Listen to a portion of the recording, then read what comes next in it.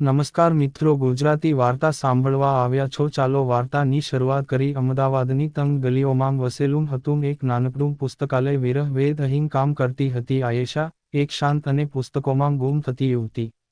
રોજ સવારે સમયસર કાગળની સુગંધ વચ્ચે તે લાઇબ્રેરી ખોલતી અને તેના મનપસંદ ખૂણે જઈને એક નવી કહાની વાંચવાનું શરૂ કરતી. એક દિવસ ત્યાં આવ્યો અવિનાશ, એક ચિત્રકાર, જે નવું પ્રોજેક્ટ બનાવવાને માટે પ્રેરણા શોધતો હતો.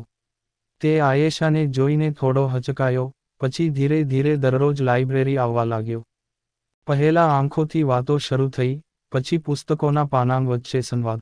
આયેશા વિધાનસભા વિશે લખતી નવલકથાઓ વાંચતી, જ્યારે અવિનાશ પ્રેમભરી કવિતાઓનો શોખીન. બંને વચ્ચે પુસ્તકોનું પુલ બંધાયું, અને પછી દિલનું. એક દિવસ અવિનાશે આયેશાને કહ્યું, તું મારા કલર પેલેટનો સૌથી સુંદર શેડ છે, પણ તું જરૂર કહેજે શું હું તારો કાગળ બની શકું જ્યાં તું પ્રેમ લખી શકે. આયેશાએ થોડું શરમાઈને ઉત્તર આપ્યો, અને તું મારા પાના પર કવિતાની જેમ વહેતા રહેજે. લાઇબ્રેરીમાં મળતી રોજની મુલાકાતો હવે બંને માટે જીવનનો એક મહત્વનો ભાગ બની ગઈ હતી. વાતચીતમાંથી હસવાનો અને હસતાંગ હસતાંગ દિલ ગુમાવવાનો સમય આવી ગયો હતો. એક દિવસ અવિનાશ એક બોક્સ સાથે લાઇબ્રેરી આવ્યો. આ શું છે? આયેશાએ આશ્ચર્યથી પૂછ્યું. મારી નવી પેઇન્ટિંગ, તે હળવેથી બોલ્યો, અને એની સૌથી વિશેષ ઇન્સ્પિરેશન તું છે. આયેશાએ બોક્સ ખોલ્યો તો જોઈ કે એમાં એક સુંદર પેઇન્ટિંગ હતું, એક છોકરી જે લાઇબ્રેરીના ખૂણે બેઠી પુસ્તક વાંચી રહી છે. એની આંખો પ્રકાશમય છે, આસપાસ રંગીન પાંખીઓ ઉડી રહી છે. આ તો હું છું? તે આંખે આંસુ લાવતાં પૂછે છે. અવિનાશ હળવેથી મસ્કુરાયો. હા, તું મારી કલ્પના નહીં રહી હવે, તું મારી હકીકત બની ગઈ છે. આયેશાનું હૃદય ધબક્યું. ક્યારેય પોતાની જાત વિશે એટલું સુંદર કશુંક તેની કસવતી આંખોએ જોયું નહોતું. તેમના બાંધેલા નાજુક સંબંધને હવે પાંખો મળ્યાં હતાં.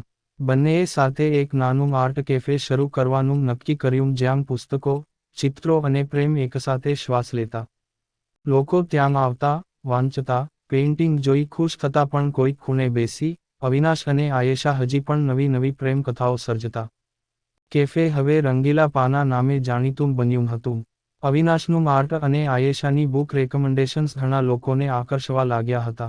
બધું સરસ ચાલી રહ્યું હતું, ત્યાં સુધી કે એક દિવસ અવિનાશના ભૂતકાળમાંથી કોઈ આવી પહોંચ્યું.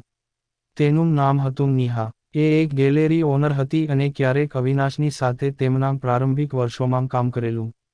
હાય અવિ, કદાચ તું મને ભૂલી ગયો હશે, એવી નમ હાસ્ય સાથે તેણે કેફેમાં પગ મૂક્યો. આયેશા ત્યાં જ હાજર હતી. અવકાશ એક ક્ષણ માટે સ્થિર થઈ ગયો. અવિનાશ થોડી ક્ષણ માટે શાંત રહ્યો, પછી બોલ્યો, નેહા તું અહીંયાં? હા, તું હવે અહીં કામ કરે છે, એવી વાત સાંભળી. અને આપણે છેલ્લા કેટલાક બાકી રહેલા દૃશ્યો પૂરા કરવા જોઈએ, નહીં? આયેશાના હૃદયમાં એક હલકો ઝટકો આવ્યો. તેણે આ વાતને ચૂપચાપ હલાવી દીધી, પણ અંદર કંઈક ખખડાઈ ગયું હતું. આયેશાએ અવિનાશની આંખોમાં ઝાંકી જોઈ, પરંતુ એ આંખોમાં પહેલા જેવી સ્પષ્ટતા નહોતી. તારું અને નેહાનું શું સંબંધ હતું? આયેશાએ એક દિવસ સાંજના ચહેરા પર શાંતપણે પૂછ્યું. એ પહેલાની વાત છે, અમે થોડો સમય સાથે કામ કર્યો હતો.